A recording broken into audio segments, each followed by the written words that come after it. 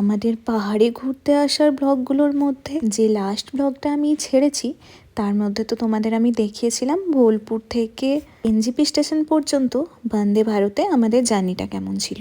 এখন আমরা NJP station থেকে আমাদের ট্রাভেল এজেন্সির পাঠানো গাড়িতে করে চললাম দার্জিলিংয়ের উদ্দেশ্যে। তো লাঞ্চ যেহেতু আমরা বন্দে ভারত থেকে করেই নেমেছিলাম, তাই লাঞ্চ করার এখন আর কোনো প্রশ্ন নেই।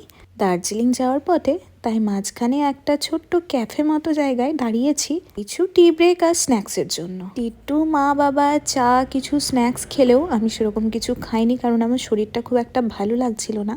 তাই জন্য একটা ডাবের জল খেয়ে এখন ওই ডাবটা থেকে যে নারকেলের শাঁসটা বেরিয়েছে সেটা খেতে খেতেই চললাম দার্জিলিংয়ের উদ্দেশ্যে। আর এখন ওই যে দূরে বাড়িগুলো দেখতে পাওয়া যাচ্ছে, এটা হচ্ছে কার্সিয়াং। আর দার্জিলিং মানেই তো হচ্ছে টয় ট্রেন। ডান দিকে টয় ট্রেনের রাস্তা পাশে রেখে আমরা এগিয়ে চললাম পাহাড়ের আরও উপর দিকে। যেহেতু 1:30টার সময় আমাদের ট্রেন এনজিপি এসে পৌঁছেছিল, তাই দার্জিলিং পৌঁছতে পৌঁছতে আমাদের সন্ধে হয়ে গেছিল।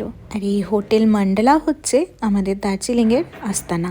আর যেহেতু সন্ধে হয়ে গিয়েছে আর বাইরে তো প্রচণ্ড ঠান্ডা, শুনলাম মল রোড খুব বেশি সময়ের জন্য খোলা থাকবে না, তাই জন্য ড্রেস চেঞ্জ না করে রুমে জাস্ট চেক ইন করেই আমরা বেরিয়ে পড়লাম মলের উদ্দেশ্যে। মল রোডের ঠিক ওপরেই যেহেতু আমাদের হোটেলটা ছিল, তাই পায়ে হাঁটা রাস্তা।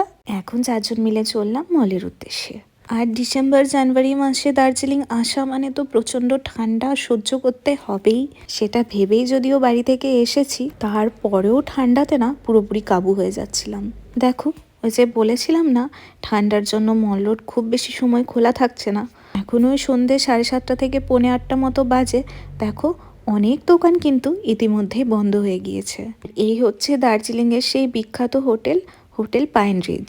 অনেক ভিডিওতে বা অনেকের কাছেই শুনেছিলাম এই হোটেলটা নাকি হন্টেড, যদিও আমি এর সত্য মিথ্যা কিচ্ছুই জানি না। তবে বাইরে থেকে দেখে তো মনে হলো না ভেতরে খুব একটা মানুষজন রয়েছে। যেহেতু চেক ইন করেই ঘুরতে বেরিয়ে গেছি, তাই সন্ধ্যেতে চা খাওয়া হয়নি।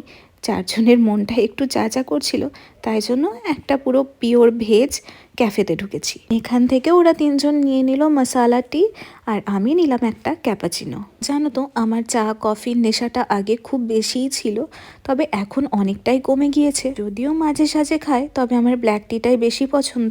তবে আজ অনেক দিন বাদে একটা খুব ভালো ক্যাপাচিনো ট্রাই করলাম। তারপরে স্ন্যাক্সের জন্য আমরা লেমন পানির অর্ডার দিয়েছিলাম, সেটা খেয়েই এখন চলে এলাম টুকটাক কিছু শপিং করার জন্য।